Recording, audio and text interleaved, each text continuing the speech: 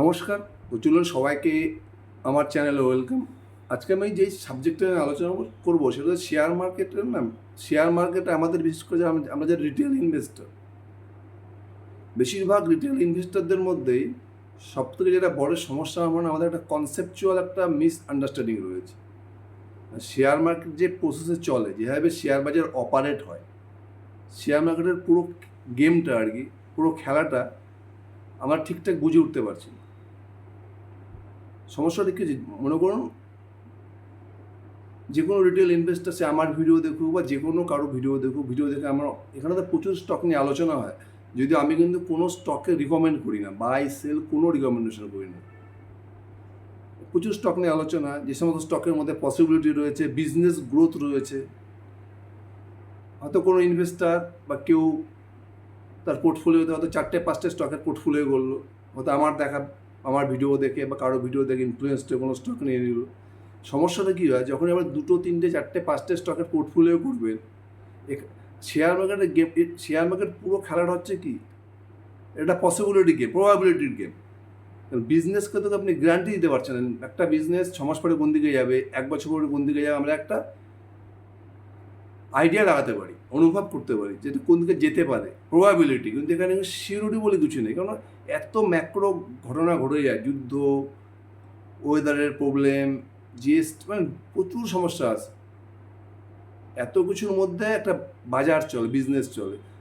যে কোনো কোম্পানির বিজনেসে যে কোনো সময় যে কোনো প্রবলেম চলে আসতে পারে, সে জুয়েলারি বিজনেস হোক, এফএমসিজি বিজনেস হোক, রিটেল বিজনেস হোক, যে কোনো বিজনেস সমস্যা চলে আসতে পারে। এবার যখন একটা রিটেল ইনভেস্টার কারো ভিডিও দেখে ইনফ্লুয়েসড হয়ে 2 বা 3টে বা 4টে বা 5টে স্টকের পোর্টফোলিও বানায়, তার মধ্যে দেখো 2টো কোম্পানির কনকল খারাপ হয়ে গেল বা বিজনেস খারাপ হয়ে গেল, তখন সেই ইনভেস্টার কনফিউজড হয়ে যায়।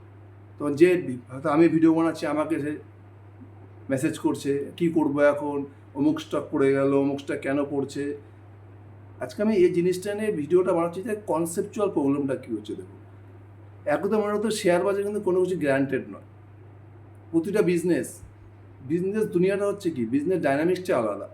কালকে কি হবে বা 2টি কোয়ার্টার পরে কী হবে, 1 বছর পরে কী হবে, কেউ জানে না। আমরা শুধু প্রেডিক্ট করতে পারি। আমরা কীভাবে প্রেডিক্ট করি, আমাদের কাছে তো আমরা যখন কোনো কোম্পানিকে অ্যানালাইসিস করি বা কোনো কোম্পানিকে পোর্টফোলিওতে নেই, কত টাকা পোর্টফোলিওতে দেবো বা পোর্টফোলিওর কতটা পার্সেন্ট আমি সেই স্টককে দেবো, আমরা কীভাবে সিলেকশন করি, আমরা কোম্পানির কনকল পড়ি, ম্যানেজমেন্টের কথা শুনি, কোম্পানির পিপিটিটা দেখি। এই আমাদের টুলস। আমাদের সাথে আদার্স কোনো টুলস নেই। না তো আমরা কোম্পানির সাথে বিজনেস করছি, না তো আমি কোম্পানির বিজনেস পার্টনার বা কোম্পানির ম্যানেজমেন্টের লোক আমার পরিচিত না, আমি কোম্পানির বিজনেসকে দেখি না। শুধু কোম্পানি যেভাবে বলছে কনকলে পিপিটিকে, আর পিপিটিটা পড়ি, ট্রান্সক্রিপ্ট পড়ি, এটুকুই। এটাই হচ্ছে আমাদের টুলস। যে কোম্পানির কনকল আমার যতটা ভালো লাগে, আমরা সেই কোম্পানিটাতে বেশি ইনভেস্ট করি। মানে ম্যানেজমেন্টের গাইডেন্স হয়েছে আমরা চলি, প্রত্যেকটা ইনভেস্টমেন্ট এইভাবে চল। এবার সমস্যা যখনই যে কোনো একটা কোম্পানি যখন খারাপ হয়ে যায় না, তখন সেটা আপনাকে মানতে হবে।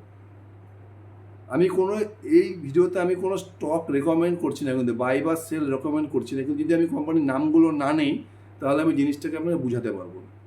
যেমন আমার একটি কোম্পানি পিএন গার্ডগি, যেটা আমার পোর্টফোলিওতে ছিল।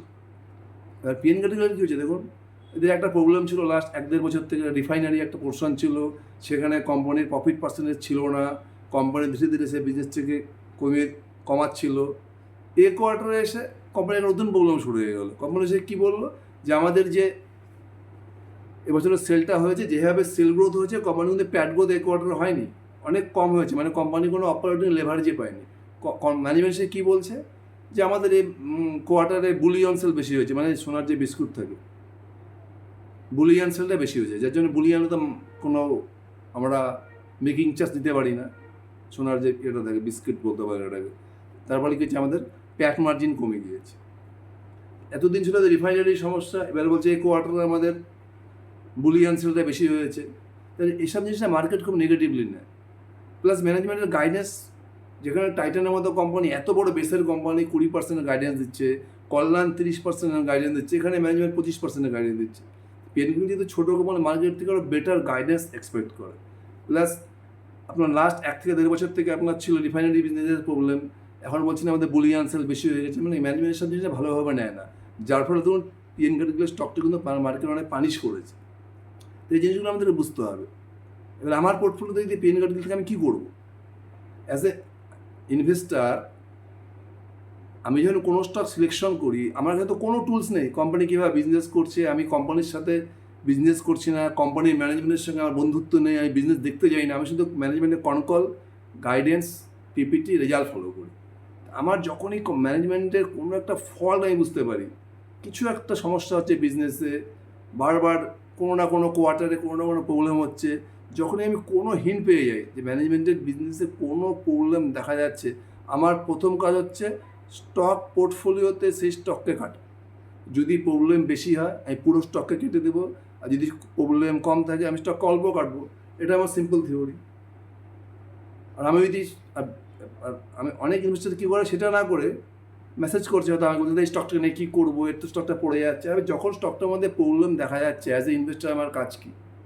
আমার কাজ হচ্ছে সেই স্টকটিকে আইদার পোর্টফোলিওতে পুরোপুরি আউট করে দেওয়া, আর যদি কম প্রবলেম থাকে আমি স্টকটিকে ট্রিম করতে পারি, স্টকটিকে কেটে দিতে পারি। কেটে যেগুলো বেটার করছে, প্রচুর কোম্পানি বেটার করছে, লাগাতার বেটার করে যাচ্ছে, আমি যে সমস্ত কোম্পানি নিয়ে আলোচনা করি তার মধ্যে প্রচুর কোম্পানি ধরুন লাগাতার বেটার পারফরমেন্স করে যাচ্ছে। ভিটু রিটেলের মতো কোম্পানি, মনোরমা, স্কাইগোল্ড, জিনাসিকো, বিএসসি, এমসিএক্স, আনন্দরাটি, এরা প্রচুর কোম্পানি রয়েছে। সেই কোম্পানি তো বসে ডালুন। যে কোম্পানিতে ডিস্টার্ব দেখা যাচ্ছে, কোম্পানির মধ্যে প্রবলেম হচ্ছে, আপনি সেই কোম্পানিটা ধরে আছেন আর বারবার বলতে আপনি তো বলেছিলেন এই কোম্পানির কথা। এটা বলে তো কোনো লাভ নেই। যখনই কোম্পানিতে কোনো প্রবলেম দেখা যাবে সবার ফার্স্ট কাজ কী আমাদের? সেই স্টক থেকে পোর্টফোলিও থেকে কাটা। যদি বেশি প্রবলেম থাকে পুরো কেটে দাও, কম প্রবলেম থেকে ট্রিম করো, অ্যালোকেশনটাকে ছোটো করো। সেম ন্যাচারাল ইন্ডাস্ট্রি দেখুন বা ইন্টিগ্রেটেড ইন্ডাস্ট্রি দুর্দান্ত গ্রোথ করছিল। এ কোর্সে কী হলো, ম্যানেজমেন্ট কী বলেছে, এই যে ইরান ইউএস ওয়ারের জন্য আমাদের এদের তো মেন বিজনেস এক্সপোর্ট বিজনেস, বিশেষ করে ইউইতে এদের 80% বিজনেস, যার ফলে Q4 পুরো এফেক্ট হয়েছে এদের বিজনেস, যাদের প্যাট নেগেটিভ হয়ে গেছে, লস, এ কোয়ার্টারে কোম্পানি লস করেছে, সেলস গ্রোথ কমে গেছে, মার্জিনের সমস্যা হয়ে গেছে। এখন আউটলুক কী? আউটলুক দেখুন নেক্সট কোয়ার্টার মানে Q1 FY27, এপ্রিল, মে, জুন, এটা অলরেডি জুন মাস, যুদ্ধ কিন্তু এখনও পর্যন্ত ইউএস ইরানের প্রবলেম সলভ হয়নি। তার মানে এই Q1ও কিন্তু ইউএসএ ইরানের এফেক্ট ন্যাচারালের মধ্যে থাকবে। তবে Q1 এর রেজাল্ট খারাপ হবে, তা আমার কাজ কী হবে অ্যাজ ইনভেস্টর?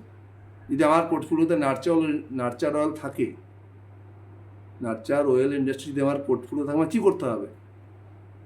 আইদার আমাকে পোর্টফোলিও থেকে পুরো স্টকটা কেটে দিতে হবে, নাহলে আমার ট্রিম করতে হবে। যে কোনো কোম্পানির ক্ষেত্রে এটা হবে।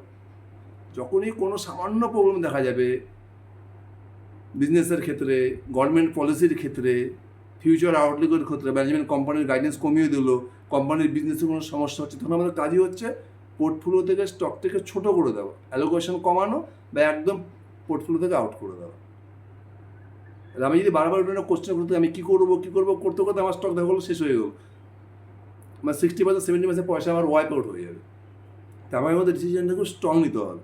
যাতে আপনি তো বলেছিলেন কোনো বিজনেসে কোনো গ্যারান্টি, কালকে কী হবে, কালকে যুদ্ধ লাগবে না কী হবে, ভূমিকম্প হবে, কোথায় কী হবে, এটা কেউ জানে না। আমরা শুধু বিজনেসের আউটলুকটা বলতে পারি, কিন্তু কালকে সমস্যা কী হবে, কোথায় যুদ্ধ লেগে যাবে, এটা তো প্রেডিক্ট করা খুব মুশকিল। তা আমাদের কিন্তু রিয়াকশানটা খুব কুইক নিতে হবে। যখন একটা প্রবলেম হয়ে যাবে সঙ্গে সঙ্গে আমাদের রিয়াকশান নিতে হবে। কিন্তু স্টকটাকে ধরে থাকলে কিন্তু কী হবে, আমার পোর্টফোলিও ধীরে ধীরে আদায় হয়ে যাবে। ব্ল্যাক ব্যাগ বা জিঙ্কা লজিস্টিক দুর্দান্ত বিজনেস করছে, কিন্তু Q4 কনকল ম্যানেজমেন্ট কী বলছে, যে মার্চ মাস থেকে আমাদের প্রবলেম শুরু হয়ে গেছে। ইউএসএ ইরানের যে যুদ্ধের এফেক্ট সেটার মধ্যে আমাদের বিজনেসে পড়ছে। কী পড়ছে? রাস্তায় ট্রাক কম চলছে, তেলের দাম, এই যে ক্রুড অয়েল, গ্যাসের এই যে প্রাইস ভোলাটিলিটি, যার ফলে রাস্তায় ট্রাক কম চলছে। আর যত ট্রাক কম চলবে ততই ব্ল্যাক ব্যাকের রেভিনিউ ড্রপ করে যাবে, প্রফিট ড্রপ করে যাবে, যার ফলে Q1 কিন্তু এই প্রবলেমটা বেশি করে অ্যারেজ করবে, এপ্রিল, মে, জুন, ফার্স্ট কোয়ার্টার আর কি। তার মানে Q1 মধ্যে ব্ল্যাক ব্যাকের রেজাল্ট আরও খারাপ হতে পারে। আমি গ্যারান্টি দিচ্ছি না, রেজাল্টটা কিন্তু খারাপ হতে পারে। তার মানে আউটলুকটা খারাপ, যার ফলে মার্কেট কিন্তু অলরেডি মার্কেট কিন্তু দেখে পানিশ করা শুরু করে দিয়েছে। আমাদের কিন্তু বিজনেসগুলোকে এভাবে বুঝতে হবে। যে কোনো বিজনেস শুধু আমার পোর্টফোলিওতে আছে বলে আমি স্টকটাকে জাস্টিফাই করে লাভ নেই। যখনই স্টকটাকে বাঁচিয়ে কোনো লাভ নেই, এটা আপনার পোর্টফোলিওরই হতে হবে। যখনই কোনো বিজনেসের আউটলুক খারাপ দেখা যাবে, কনকল পড়ে খারাপ মনে হচ্ছে, পুরো এনভায়রনমেন্ট কোম্পানির বিজনেসকে সাপোর্ট করছে না, তখন কি আমাদের স্টকটাকে পোর্টফোলিও থেকে কাটতে হবে। এই ধরনের যে আছে না রিজিড মানসিকতা, মানে আমি স্টকটাকে পোর্টফোলিও ছাড়তে পারছি না, এটা কেন হয় বলেন তো? বেশিরভাগ ইনভেস্টার কি কেউ স্টাডি করে না, হয়তো 2-3-4টে স্টকের পোর্টফোলিও, মানে এটা সব থেকে বড় মিস্টেক। এতটা কনসেন্ট্রেটেড পোর্টফোলিও করলে কী হবে, আপনার যদি পোর্টফোলিওতে 5টে স্টক থাকে, তার মধ্যে 3টে স্টকের বস্তা খারাপ হয়ে যায়, তাতে আপনার পোর্টফোলিও আধা হয়ে যাবে। এই জন্য আমি সবসময় বলি পোর্টফোলিওতে মিনিমাম 14-15টা স্টক মিনিমাম রাখতে হবে। কারণ এই 14-15টা স্টকের মধ্যে দেখবেন হয়তো 6-7টা স্টকই থাকবে, যে স্টকগুলো 3 বছর, 4 বছর, 5 বছর টিকে গেল। আমার পোর্টফোলিও ধরুন 18টা স্টক রয়েছে। যে আমার পুরো পোর্টফোলিওটা দেখি, লাস্ট 3-4 বছরে যদি 2022 থেকে যদি দেখি, তাহলে মাত্র 7টা স্টক রয়েছে যে পোর্টফোলিওতে আমার টিকে আছে। আমার স্টক লাস্ট 3-4 বছরে অনলি 7, মাত্র 7টা স্টকই আমার পোর্টফোলিওতে লাস্টিং করে গেছে। এই 7টি স্টকই মাল্টিপ্যাকার হয়ে গেছে। বাকি আমার পোর্টফোলিওতে একসঙ্গে 22 স্টক ছিল, শুধুমাত্র তার মধ্যে 7টা স্টকই এখন পোর্টফোলিওতে আমার টিকে আছে। বাকি যে 15টা স্টক, এটা কিন্তু আমাকে বারবার আমাকে চেঞ্জ করতে হয়েছে। কারণ এই কোয়ার্টার সে কোম্পানির বিজনেস খারাপ হয়ে যাচ্ছে, কোম্পানির গাইডেন্স কমিয়ে দিচ্ছে, মানে এই 15টা স্টক আমাকে বারবার চেঞ্জ করতে হয়েছে। কোনোটা 20% লসে বিক্রি করতে হয়েছে, 10% লসে বিক্রি করতে হয়েছে, 30% লসে বিক্রি করতে হয়েছে। যে 7টা স্টক টিকে গেছে, এই স্টকগুলো কিন্তু, এই 7টা স্টকে কিন্তু আমার পোর্টফোলিওর এভারেজ রিটার্ন ইয়ারলি 30%, 35% করে দিয়েছে। কারণটা কি, এই 7টি স্টকে কিন্তু কেউ 2x, কেউ 5x, কেউ 7x, কেউ 10x হয়ে গেছে। এটা হচ্ছে পোর্টফোলিও অ্যালোকেশন, মানে আপনাকে একটা বড় পোর্টফোলিও করতে হবে। আপনি জালটা যদি বড় না করেন, তাতে আপনি বড় মাছ হতে পারবেন না। মিনিমাম 14-15টা স্টকের পোর্টফোলিও করতে হবে। সব সেক্টরের stock high growth engine, best growth ইঞ্জিনকে আমার পোর্টফোলিওতে রাখতে হবে। এই যে 15-16টা আমি হাই গ্রোথ স্টক রাখলাম, সেক্টরের সেরা গ্রোয়িং স্টক, এর মধ্যে দেখবেন অত 5-6টা স্টকে নেক্সট 2-3 বছর টিকে যাবে। কারণ বাকিগুলো বিজনেস খারাপ হয়ে যাবে। আজকে এটা ভালো কোম্পানি, কালকে এটা খারাপ হয়ে যাবে, এটাই নিয়ম। মানে আমাদেরকে ফ্লেক্সিবল হতে হবে। এই ফ্লেক্সিবল হতে হতে দেখবেন 5টা, 6টা বা 7টা স্টক থাকবে, যে স্টকগুলো আপনার পোর্টফোলিওতে 3 বছর, 4 বছর, 5 বছর লাস্টিং করে যাবে। এই যে স্টকগুলো লাস্টিং করে যাবে, সেই স্টকগুলোই মাল্টিপ্যাকার হয়ে যাবে, সেই স্টকগুলোই আপনাকে প্রচুর পয়সা কামিয়ে দেবে। আর যে স্টকগুলো আপনার পোর্টফোলিওতে টিকে যাবে বা দিনের পর দিন বেটার রেজাল্ট করে যাচ্ছে, যেরকম V2 retail, sky gold, Manorama, MCX, এই ধরনের স্টক, কী করতে হবে, যখন এই কোম্পানিগুলো বেটার রেজাল্ট করতে থাকবে এভরি কোয়ার্টারে, তখন আপনাকে এদের অ্যালোকেশনটা বাড়াতে হবে। আর যেই কোম্পানিগুলো আপনি চেঞ্জ করছেন, যেই কোম্পানিগুলো রেজাল্ট খারাপ করছে, তাদের অ্যালোকেশন কমাতে হবে। এটাই নিয়ম। এটা না করে আমরা কী করছি, 2-3-4টে স্টক করে ভিডিও থেকে সিলেকশন করলাম, সে বিজনেস খারাপ হয়ে গেলো, তবু সেই স্টকগুলোকে রেখে দেবে, আর বারবার মেসেজ করছি, দাদা আমি কী করবো, দাদা আমি কী করবো। ওই জন্য আপনাকে 14-15টা স্টকের পোর্টফোলিও করে, তার মধ্যে যখনই কোনো কোয়ার্টারে কোম্পানির রেজাল্ট খারাপ হবে, কোম্পানির গাইডেন্স খারাপ দেবে, সেগুলোকে আউট করুন পোর্টফোলিও দেবে। যদি আউট করতে না পারেন, অ্যাটলিস্ট অ্যালোকেশনটা কমান। আর যারা বেটার বিজনেস করছে, বেটার গাইডেন্স দিচ্ছে, তাদের অ্যালোকেশনটা বাড়ান। এভাবেই আপনাকে কিন্তু মাল্টি ব্যাগার পোর্টফোলিও বানাতে হবে। এখানে কিন্তু কোনো স্টকের কোনো গ্যারান্টি নেই। আজকে যে স্টকটাকে মনে হচ্ছে আপনার সেক্টরের সেরা, সেটা কালকে খারাপ হয়ে যেতে পারে। যখন খারাপ হবে, তখন কিন্তু সেই স্টকটিকে আপনাকে সেল করতে হবে, সেল বটমটাকে টিপতে হবে। বারবার মেসেজ করে কোনো লাভ হবে না। ওই জন্য সবথেকে একটু বড় পোর্টফোলিও বানাতে হবে। 14টা, 15টা, 16টা হাই গ্রোথ ইঞ্জিন, মানে সেক্টরের হাই গ্রোথ স্টক নিয়ে পোর্টফোলিও তৈরি করুন। সে এফএমসিজি হতে পারে, জুয়েলারি হতে পারে, কেবল হতে পারে, রিটেল সেক্টর হতে পারে, ওয়েলথ ম্যানেজমেন্ট হতে পারে, ক্যাপিটাল মার্কেটের হতে পারে, প্রচুর সেক্টর রয়েছে ভালো ভালো। আমারই প্রচুর ভিডিওতে প্রচুর স্টক নিয়ে আলোচনা করা আছে। এভাবে যদি আপনি পোর্টফোলিও বানান, আপনাকে পোর্টফোলিওর মতো চিন্তা করতে হবে না। শুধু কোম্পানি যেরকম গাইডেন্স দেবে, কোম্পানি যেরকম রেজাল্ট দেবে, সেই অনুযায়ী রিয়াকশান করতে হবে আপনাকে। সেই স্টকটা নিয়ে কিন্তু বসে থাকলে হবে না। বুঝা গেল কীভাবে পোর্টফোলিও অ্যালোকেশন করতে হবে, মানে শেয়ার মার্কেটের যে অ্যাকচুয়াল গেমটা, সেই খেলাটা আমাদেরকে বুঝতে হবে। যেখানে গেম হচ্ছে 14-15টা স্টকের পোর্টফোলিও তৈরি করুন, তার মধ্যে দেখবেন হয়তো নেক্সট 2-3-4 বছর 4-5টা বা 6টা স্টকই আপনার পোর্টফোলিওতে টিকে যাবে। বাকি স্টকগুলো অটোমেটিক চেঞ্জ হতে থাকবে, কারণ রেজাল্ট খারাপ হয়ে যাবে, গাইডেন্স কমে যাবে। যে 5-6টা স্টক আপনার পোর্টফোলিওতে থাকবে, সেই স্টকগুলোই দেখবেন 2x, 3x, 4x, 5x হয়ে যাবে, এবং এই স্টকগুলোই আপনার পোর্টফোলিওকে একটা হেভি রিটার্ন আপনাকে দেবে। যে বিজনেসগুলো খারাপ হয়ে যাবে, সেগুলোকে জাস্টিফাই করবেন না। যেমন পিএন গাড়িগুলোর মতো বিজনেস বা নার্চার ওয়েলের মতো বিজনেস, যে কোনো বিজনেস হতে পারে সেটা, জ্যাগেল পিপলের মতো বিজনেস, যদি আপনার খারাপ মনে হয়, আপনি সে স্টকগুলোকে কাটুন, সেগুলোকে ধরে রেখে লাভটা কি। বুঝে গেল আমি কি বলতে যাচ্ছি, যে শেয়ার মার্কেটের আসল খেলাটা বুঝুন। Thank you.